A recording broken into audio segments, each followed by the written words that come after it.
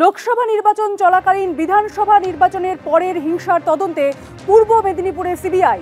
শুভেন্দু অধিকারীর জেলায় তৃণমূল নেতার বাড়িতে অভিযান। মুরিশদার সিজুয়া গ্রামে তৃণমূল নেতা দেবব্রত পণ্ডার বাড়িতে সিবিআই। সকাল থেকে কেন্দ্রীয় বাহিনী দিয়ে তৃণমূল নেতার বাড়ি ঘিরে চলছে জিজ্ঞাসাবাদ। এ বিষয়ে বিস্তারিত জানবো, কথা বলে নেব আমাদের প্রতিনিধি সৌমিত্র রায়ের সঙ্গে। সৌমিত্র, সিবিআই সূত্রে কি জানতে পারা যাচ্ছে? দেখো সুচিস্মিতা, সিবিআই সূত্র মারফত যেটা জানা যাচ্ছে যে তৃণমূল নেতা এবং কিন্তু গ্রামবাসীদের একাংশ দাবি করছে তিনি তৃণমূল ছেড়ে দিয়েছেন। একসময় তৃণমূল করতেন, তৃণমূলের প্রাক্তন নেতা। কিন্তু সিবিআই সূত্রে খবর, তৃণমূল নেতা দেবব্রত পণ্ডা ওরফে দেবু পান্ডা, তার বাড়িতে আজ সিবিআই টিম আসে। এটা হচ্ছে মরিশদা থানার অন্তর্গত সিজুয়া গ্রাম, কাঁথি থেকে 15 কিলোমিটার দূরে সেই গ্রামের বাড়িতে আসে দেবব্রত পান্ডার বাড়িতে। ঠিক ভোর 5:30 নাগাদ তার বাড়িতে আসে সিবিআই এর বিশাল টিম আসে, তার সঙ্গে থাকে সেন্ট্রাল ফোর্স। এসেই প্রথমে যে দেবব্রত পান্ডা, সেই দেবব্রত পান্ডার বাড়ি ঘিরে নেয় সেন্ট্রাল ফোর্সের আধিকারিকরা এবং সিবিআই আধিকারিকরা দেবব্রত পান্ডার বাড়িতে ঢোকেন। বাড়িতে ঢুকে যে বাড়ির যে পরিবারের সদস্য তাকে জিজ্ঞাসাবাদ করেন, দেবব্রত পান্ডার খোঁজ করেন। কিন্তু দেবব্রত পান্ডা বাড়িতে ছিলেন না। বাড়ির লোক জানান যে দেবব্রত পান্ডা ভোরবেলা বাড়ি থেকে বেরিয়ে গিয়েছেন। দেবব্রত পান্ডার মেয়ে বাড়িতে ছিল। এখানে সিবিআই যে টিম এসেছিল তার সঙ্গে মহিলা পুলিশ আধিকারিকরা ছিল। দুজন মহিলা পুলিশ আধিকারিক বাড়ির ভেতরে ঢোকে, মেয়ের সঙ্গে কথাবার্তা বলে, মেয়েকে জিজ্ঞাসাবাদ করে যে দেবব্রত পান্ডা কোথায় গিয়েছে। কারণ সিবিআই এর কাছে যেটা খবর ছিল, গ্রামবাসীরাও যেটা জানাচ্ছিল আমাদের সংবাদ মাধ্যমে, গ্রামবাসীদের যেটা দাবি যে গতকাল রাত্রিবেলা দেবব্রত পান্ডা এই সিজুয়া গ্রামে তার যে বাড়ি, সেই বাড়িতে তিনি এসেছিলেন।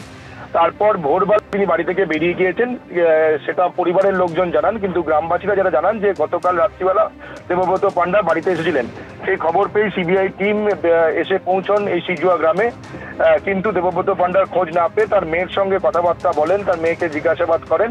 কিন্তু দীর্ঘ 2 ঘন্টা সিবিআই আধিকারিকরা এই দেবব্রত পান্ডার বাড়িতে ছিল এবং গোটা বাড়ি, তোমাকে যেমনটা বলছিলাম, গোটা বাড়ি সেন্ট্রাল ফোর্সের জওয়ানরা একেবারে ঘিরে রেখেছিল। যেটা অভিযোগ যে 2021-এর বিধানসভা নির্বাচনের পরে ভোট পরবর্তী হিংসায় এই দেবব্রত পান্ডার নাম জড়িত ছিল।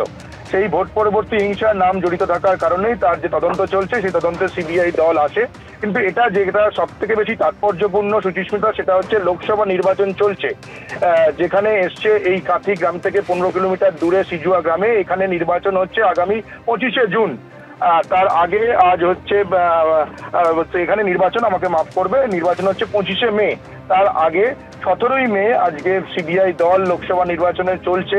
তার মধ্যেই এই ভোট পরবর্তী হিংসায় 2021 সালের ভোট পরবর্তী হিংসা তদন্ত করতে এখানে আসে। খুব স্বাভাবিকভাবেই যখন এই দেবব্রত পান্ডার বাড়ি ঘিরে নেয় কেন্দ্রীয় বাহিনীর জওয়ানরা এবং সিবিআই এর বিশাল টিম এর বাড়িতে ঢোকে, যে গ্রামবাসী, পাশাপাশি যারা যে সমস্ত বাড়ির গ্রামবাসীরা ছিল, যারা বাসিন্দারা ছিল, গ্রামবাসীরা বাড়ি থেকে বেরিয়ে আসে। তাদের মধ্যে একটা চাঞ্চল্য ছড়ায় যে ভোরবেলা সিবিআই এর দল কলকাতা থেকে এখানে এসে পৌঁছেছে। গ্রামবাসীদের মধ্যে একটা আতঙ্কও কাজ করছিল, চাঞ্চল্য তৈরি হচ্ছিল। সিবিআই আধিকারিকরা গ্রামবাসীদের সঙ্গেও কথাবার্তা বলেন যে দেবব্রত পান্ডা কোথায় গিয়েছেন, তারা জানেন কিনা সে বিষয়ে খোঁজ খবর চালান। তারপর সেই তার যে মেয়ে বাড়িতে ছিল, মেয়ের সঙ্গে কথা বলেন। তবে গ্রামবাসীদের একাংশ যেটা জানাচ্ছে যে এই দেবব্রত পান্ডা সিজুয়া গ্রামের যে বাড়ি, এই বাড়িতে সবসময় থাকেন না, তিনি মাঝে মধ্যেই বাড়িতে আসেন। অন্যত্র আরো একটি বাড়ি রয়েছে, সেখানে তিনি থাকেন। যেটা আমরা জানতে চেয়েছিলাম যে এই দেবব্রত পান্ডা তিনি কি করেন, তার পেশা কি। গ্রামবাসীরা যারা জানিয়েছেন তিনি চাষবাসের সঙ্গে জড়িত এবং পুজো অর্চনা করেন। ফলে এই যে লোকসভা নির্বাচনের মাঝেই এই শুভেন্দু অধিকারীর যে গ্রাম কাঁথি, সেই কাঁথি থেকে 15 কিলোমিটার দূরে তৃণমূল নেতার বাড়িতে সিবিআই আনায় একটা চাঞ্চল্য তৈরি হয়েছে এবং অবশ্যই এটা খুবই তাৎপর্যপূর্ণ। সুচিস্মিতা, একেবারে সৌমিত্র, তুমি এই খবরে নজর রাখো, আমরা পরবর্তী সময় ফিরবো তোমার কাছে। তবে আপাতত তোমাকে অনেক ধন্যবাদ।